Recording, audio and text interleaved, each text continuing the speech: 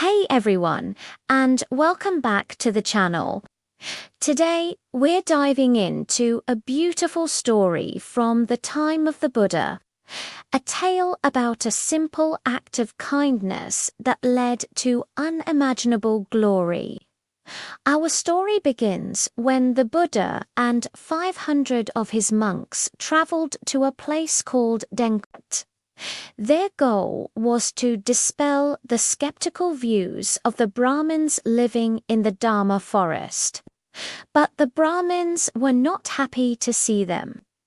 Hearing that the Buddha was approaching, the senior Brahmins issued a strict command to everyone in the area.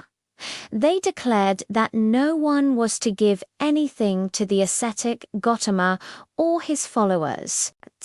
To enforce this, they pulled all the boats from the river, tore down the bridges, and demolished any inns where the monks might rest. The penalty for disobedience was severe. Anyone caught helping the Buddha would be punished for life. But the Buddha, aware of their plans, used his divine power. He and his 500 monks simply flew across the river, landing right in the middle of the country. They sat down to rest in the shade of a large tree near a well. It was a scorching hot day. At that very moment, a young maidservant from a Brahmin household came to the well, carrying a pitcher to draw water. When she saw the Buddha, her heart was instantly filled with joy. She thought to herself, the Buddha and all these monks must be so thirsty after their journey. I must offer them this water. But then she remembered the Brahmin's decree. Anyone who offered anything would face a terrible punishment. A wave of sadness washed over her as she drew the water, but as she turned to leave, her conviction grew stronger. She thought, I've been given this incredible opportunity to perform a good deed.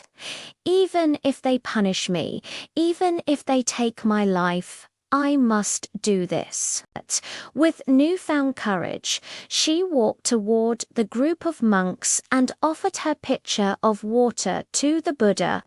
The Buddha accepted it gratefully, explaining how much they needed it. He drank some water, and then a miracle happened. He passed the pitcher to the 500 monks, and each one drank their fill. Yet the water in the pitcher never ran out. It remained completely full. The maidservant witnessed this incredible sight, and her faith in the Buddha grew 100 times stronger. Once all the monks had quenched their thirst, the Buddha returned the still full pitcher to the young woman. She bowed deeply and headed back home, her heart full of peace. But her peace was short-lived. When she returned, the angry Brahmins found out what she had done. They beat her mercilessly, one after another, until the poor, faithful maiden passed away. After she had left, the Buddha turned to his disciple Ananda and asked him to take his bowl and draw more water from the well. Ananda was hesitant, afraid the Brahmins would harm him too. The Buddha asked him 3 times. And finally, Ananda could not refuse. He took the bowl and approached the well. The moment he reached the well's edge, water erupted from it with immense force. It gushed out, flooding the entire village and the surrounding fields. But strangely, the ground where the Buddha and his monks sat remained perfectly dry. The Brahmins were terrified by this supernatural event. They realized the immense power of the one they had tried to oppose. They ran to the Buddha, fell at his feet, and begged for forgiveness. They pledged themselves as lay disciples, taking refuge in the three jewels for the rest of their lives. And just as they did, the floodwaters miraculously disappeared. Now, what about the maiden? The moment she left her earthly life, she was reborn in a heavenly realm. She became a goddess, or thondesi, with a beautiful form that radiated light in all directions. She resided in a magnificent golden palace shaped like a boat, floating on a vast serene pond.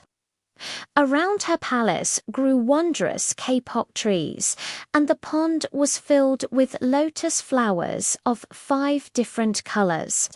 Some had golden petals, sapphire leaves, silver stems, and ruby fruit. Others had ruby petals, silver leaves, and golden fruit. She was surrounded by 1,000 other celestial attendants. As she marveled at her new existence, she reflected on her past life. She realized all of this divine fortune is because I offered a single pot of water to the Buddha. She knew the Buddha was still on earth, and she thought, I must go to him and continue to cultivate my virtue. Instantly, she and her 1,000 attendants descended from the heavens, floating down to earth and appearing right in front of the Buddha. The Brahmins, who were still sitting with him, were completely stunned by this dazzling sight. To teach them a powerful lesson, the Buddha asked the goddess, Venerable One, you who shine so brightly, where have you come from? What great merit did you perform in your past life to earn such splendor? The goddess bowed respectfully and replied, Venerable Sir, I come from the heavenly realms. Just yesterday, here in this land, I was a simple maidservant. I offered you a pitcher of water. When I went home, the Brahmins, including my own master, beat me until my life ended. She then described her heavenly palace and all the wonders she now enjoyed. After she finished her story, the Buddha delivered a discourse on the 4 Noble Truths. Upon hearing his words, the goddess attained a profound level of enlightenment. She paid her respects once more and returned to her celestial home. At that moment, the Brahmins who had witnessed everything finally understood the profound and compassionate teachings of Buddhism. This story beautifully illustrates how a single, sincere act of generosity, no matter how small it may seem, can yield extraordinary results. It's a powerful reminder that true merit comes from the heart, and that kindness can transform our lives in ways we can't even imagine. Thank you so much for joining me for this incredible story today. If you found it inspiring, please give this video a thumbs up and subscribe for more tales of wisdom. See you in the next one.